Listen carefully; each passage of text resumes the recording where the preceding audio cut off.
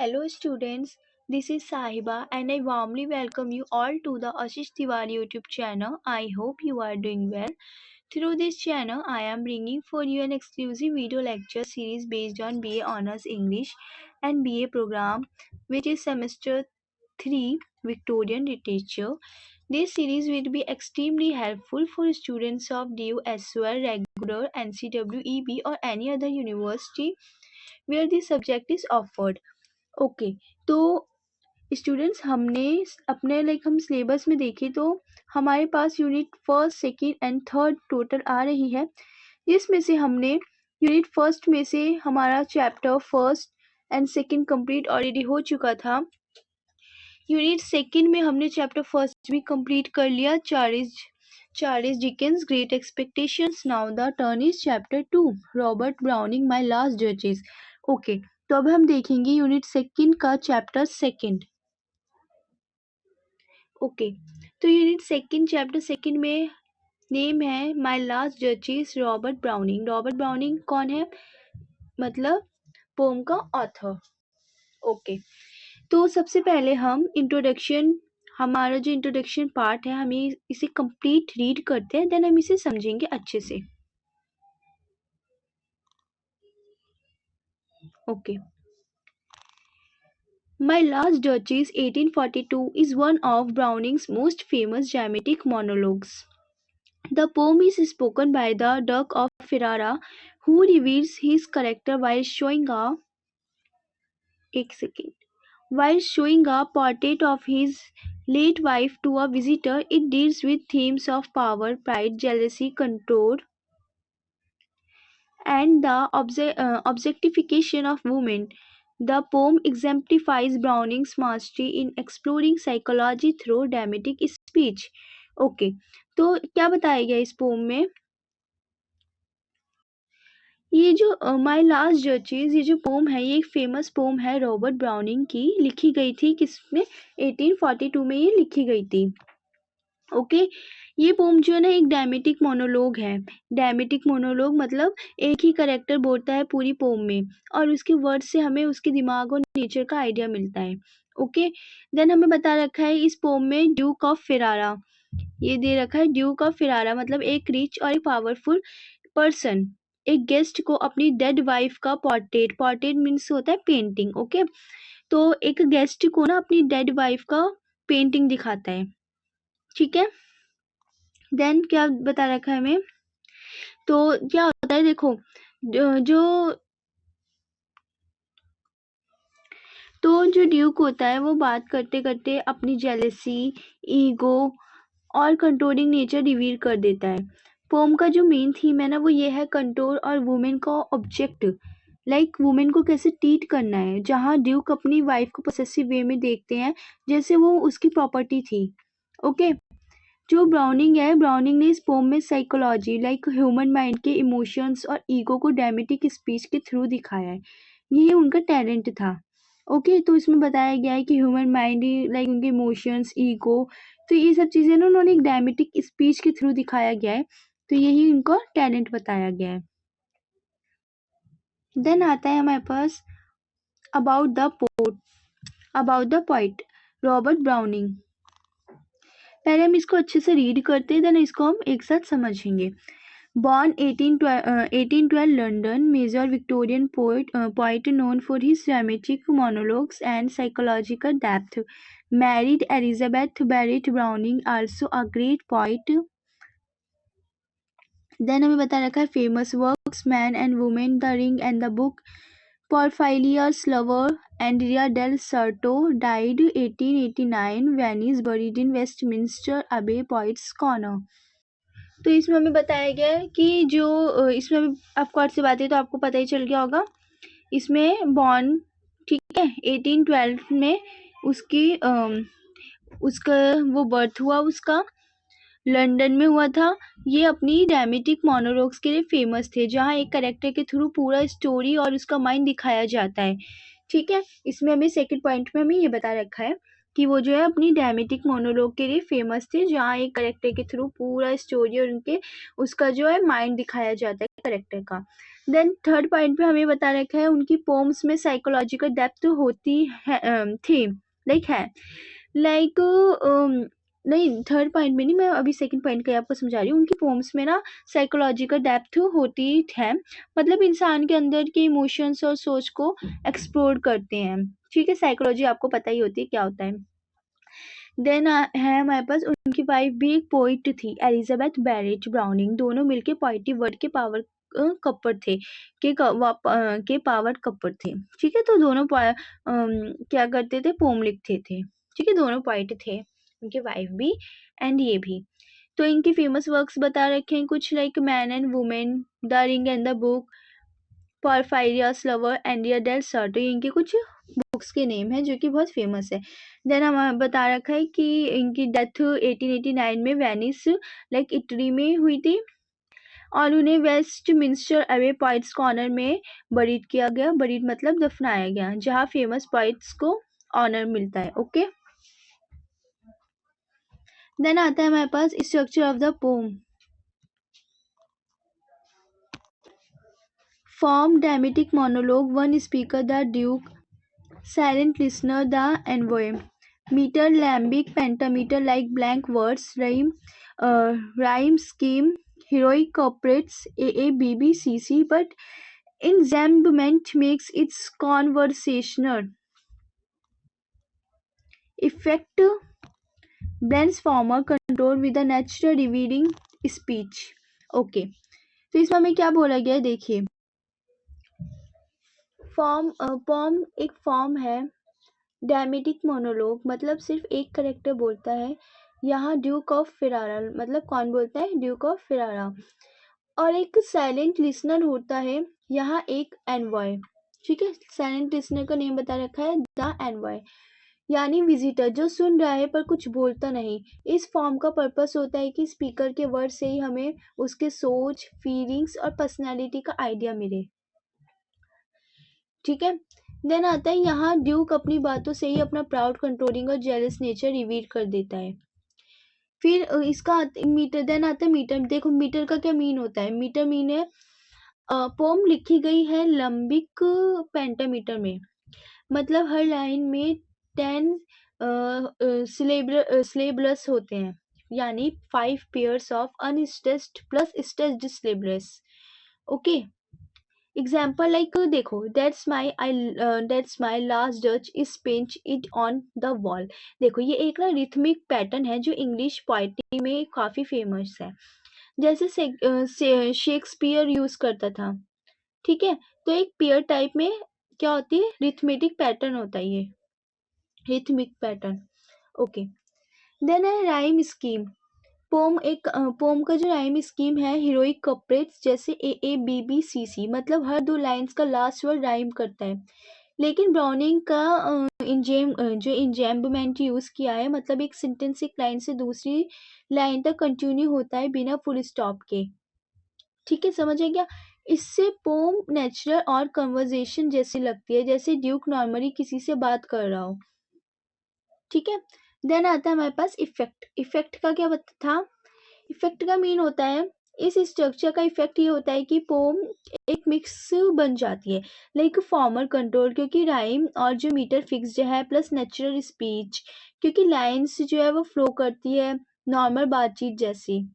ठीक है, ये सब चीजें मैं बता रखी है। तो रिजल्ट क्या होता है, ये पोम एक रियल कॉन्वर्जेशन लगती है, जहाँ ड्यूक अपने वर्ड से अपनी नेचर को खुद ही एक्सपोज कर देता है, तो ये हमें इसका रिजल्ट मिलता है। देन आता है हमारे पास summary of the poem. Poem की समरी क्या है, the duke of Ferrara is showing the envoy or representative arranging his next marriage a portrait of his last duchess. He describes he describes how she was too easy pleased to smile at everyone and did not value his aristocratic gift of a 900 years old name. His jealousy and pride made him furious that she treated others with the same kindness as she did him. He hints that he gave commands and her smile stopped together, suggesting he ordered her death. Now he keeps her portrait hidden behind a curtain, allowing him to control who sees her. The poem ends as he talks. The poem. एक second. The poem ends as he talks about his new marriage, aliens, and points to another artwork, a bronze of Neptune taming a seahorse, symbolizing his need for dominance. Okay. अब मैं आपको ना ये summary जो है pome की जो summary है ना बहुत इजी वे में आपको पूरी एक्सप्लेन करती हूँ। देखिए, ड्यूक ऑफ फेरारा एक हाई प्रोफाइल रिच गाय का नेम है, एक एनवॉय जो कि रिप्रेजेंटेटिव जो उसकी नेक्स्ट मैरिज सेट कर रहा है, ठीक है।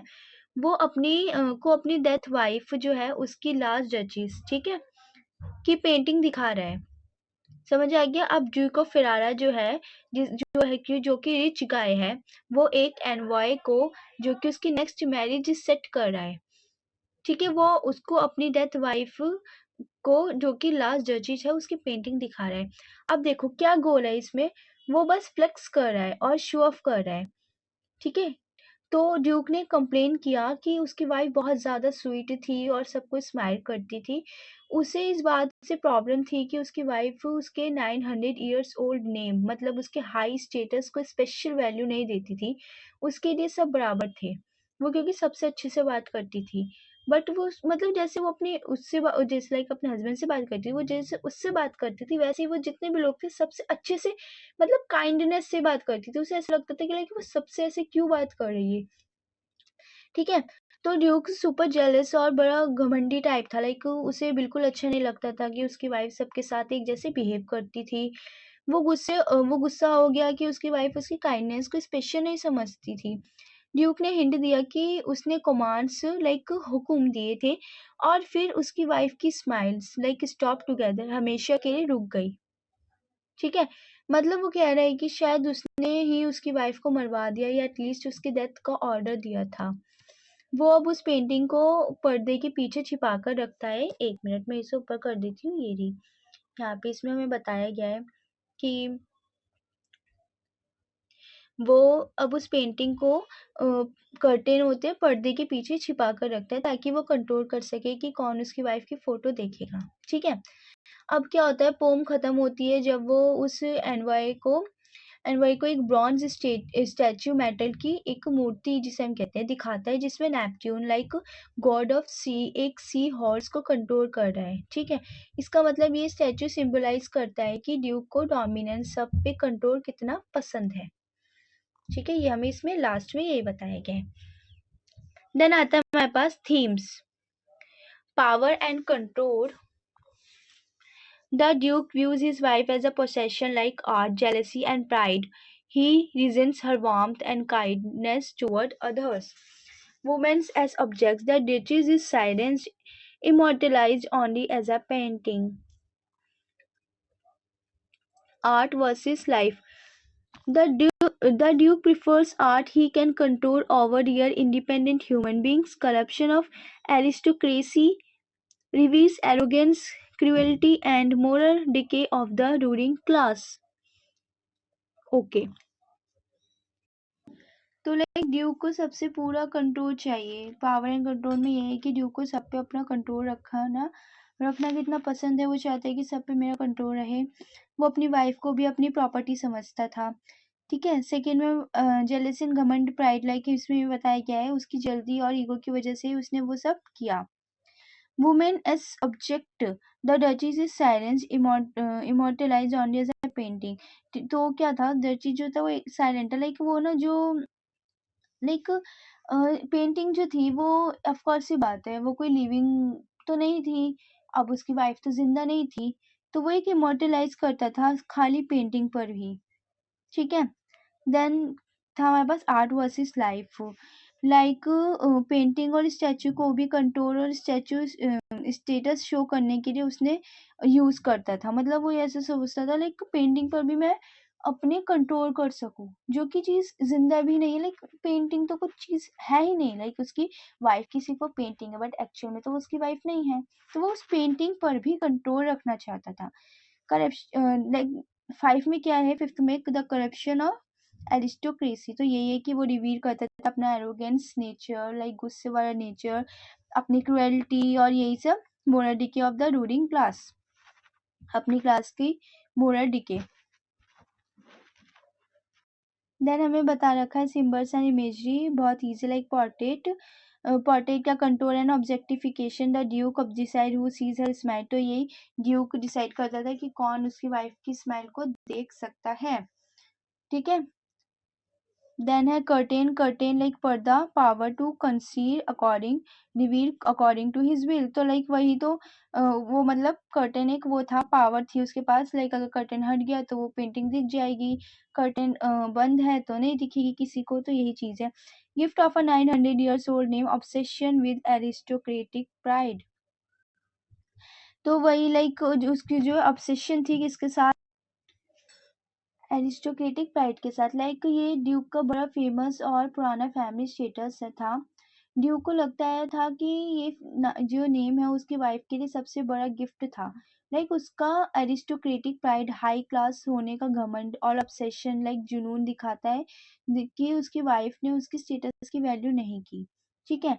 देन है Neptune taming a sea horse, symbol of male dominance and control. Okay, तो ये वो स्टैचू लाइक मूर्ति है जो ड्यूक पोम के एंड में दिखाता है, लाइक ये symbol of male dominance and control है। जैसे नेपट्टून एक जानवर लाइक सी हॉर्स को कंट्रोल कर रहा है, वैसे ही ड्यूक भी अपनी वाइफ को कंट्रोल करना चाहता था और अपने आप को पावरफुल प्रूफ करना चाहता था, ये चीज हमें इसमें बताई गई है। ओके, देन है style and technique, dramatic monologue.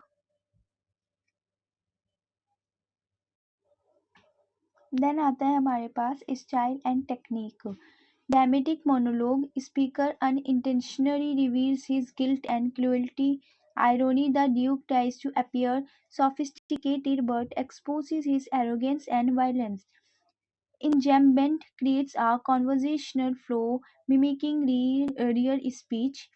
Then has psychological depth, the duke's mind is revealed indirectly through his words. Okay, देखिए अब मैं एक एक करके आपको इसका मीनिंग समझाती हूँ। फर्स्ट है ड्रामेटिक मोनोलॉग। देखिए ड्रामेटिक मोनोलॉग का क्या मीनिंग होता है, जब सिर्फ एक ही आदमी, एक ही पर्सन लाइक स्पीकर, यहाँ पे किसकी बात की गई है, ड्यूक बात करता है और हमें उसकी बातें सुन के ही सब कुछ पता चल जाता है।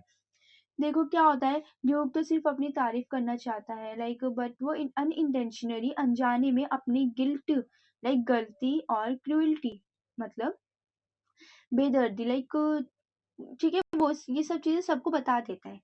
सिंपल वो कूल दिखना चाहता है बट अपनी ही बातों से वो एक लाइक विलन टाइप बन जाता है। ओके, देन हमारे पास आयरोनी, आयरोनी का क्या मीन होता है, जब कोई कुछ और कहने की कोशिश करता है बट उसका उल्टा हो जाता है, लाइक क्या होता है, ड्यूक ट्राई करता है कि वो सोफिस्टिकेटेड लाइक बड़ा समझदार और क्लासी दिखे, बट उसकी बातों से उसके एरोगेंस, घमंड और वायलेंस, वायलेंस पता है आपको, हिंसा सबके सामने आ जाता है। तो सिंपल वो खुद को अच्छा बोलता है पर हमें पता चलता है कि वो कितना मतलब बुरा टाइप है। ऑफ कोर्स सी बात है ना, डोमिनेंट, अपनी वाइफ को कैसे वो कंट्रोल में रखना चाहता है, ठीक है।